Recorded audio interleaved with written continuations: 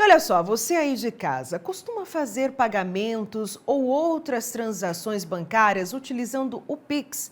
Certamente esta ferramenta facilitou e muito a nossa vida, pela praticidade e também pela isenção de taxas cobradas pelos bancos.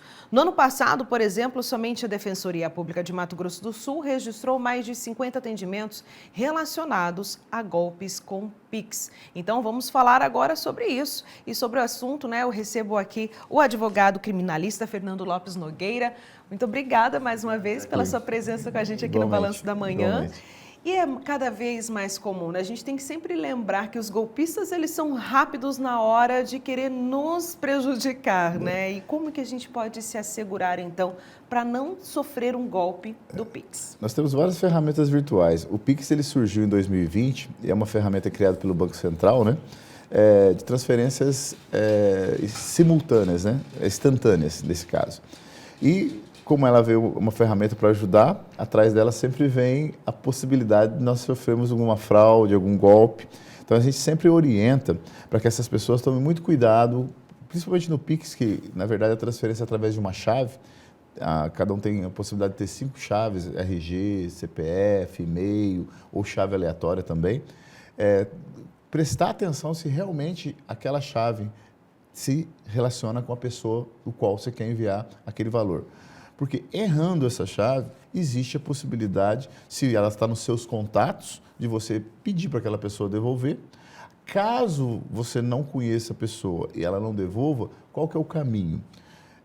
Você registrar um boletim de ocorrência. Se ela dolosamente não devolver aquele dinheiro, ela pode responder por um crime de apropriação indébita, que a pena vai até 4 anos. É um crime quando você recebe erroneamente e não queira devolver aquele valor. Mas isso, no caso, por algum engano, por erro, eu digitei a chave errada, caiu em outro contato meu, mas eu não conheço essa pessoa. Através da chave, o banco pode identificar ela pelo e-mail, pelo RG. Então, nós temos ferramentas que você pode tentar sanar e ter aquele dinheiro devolvido. O que é interessante, a gente registrar um boletim de ocorrência para a gente ter documentado aquilo, ter todas as tentativas que foram feitas, ter fotos daquilo, printar aquilo pelo celular, são modalidades que você faz prova até eventualmente para uma ação judicial, dependendo do valor.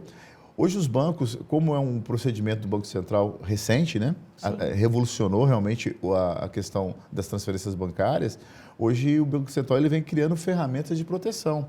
Por exemplo, tem alguns aplicativos de banco que ele já prevê essa possibilidade de que você sofreu um golpe ou foi enganado, de você já acionar a agência do qual você é vinculado no banco para que ela faça essa devolução num prazo razoável.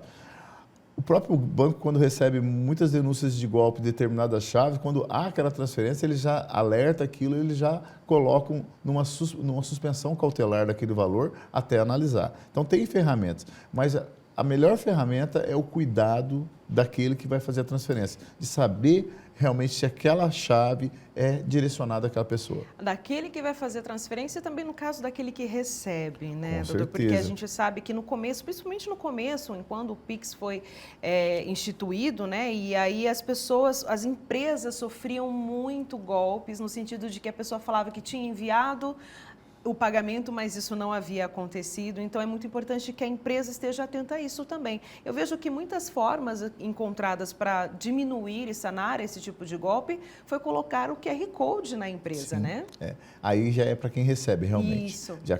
Tem que ter essa cautela do QR Code para poder identificar realmente que aquele recebimento se reporta àquela pessoa do qual você está atendendo como teu cliente. Até para evitar essa questão de que eu passei o Pix, eu fiz o pagamento e a empresa não identificar. Na verdade, a gente tem que tomar cautela de ambos os lados, né? Não só para quem faz o pagamento, mas para quem recebe o pagamento também.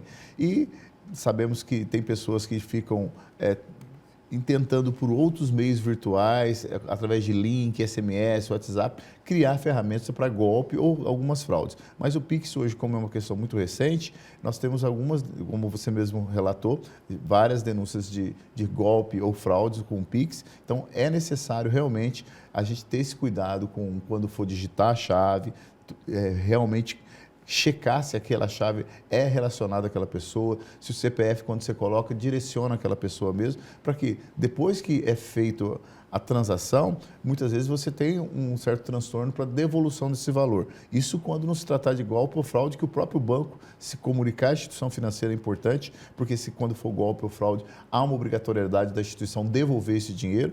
Quando é por engano, se for alguém do seu contato, com certeza entrar em contato para fazer a devolução. Se não for alguém em contato que por engano você fez a transferência, registra o boletim de ocorrência. Se dolosamente ela não envolver, ela pode responder por um crime. E registrar o boletim de ocorrência é muito importante, né, doutora? Até porque a gente sabe que às vezes, por exemplo, vamos falar de uma outra situação, furto de celular, às vezes a pessoa ela não vai lá e registra e aí é por pensar, é um pequeno furto.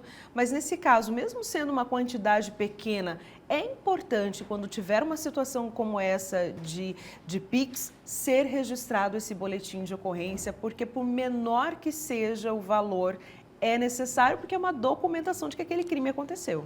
Não só isso, até para você trazer ferramentas para os órgãos de Estado, sabendo que naquela região está tendo muito esse tipo de crime, para ela trazer políticas de segurança pública para aquela região. Então, é uma forma de você mapear também os locais onde determinado crime acontece, desse lugar determinado outro crime acontece. É uma forma também de colaborar e, no final, de termos políticas de segurança pública naquelas áreas também específicas. E a gente conversou aqui com o advogado criminalista Fernando Nogueira. Muito obrigada Obrigado, sempre Jacqueline, pela sua presença aqui no Balanço da Manhã. Eu que agradeço.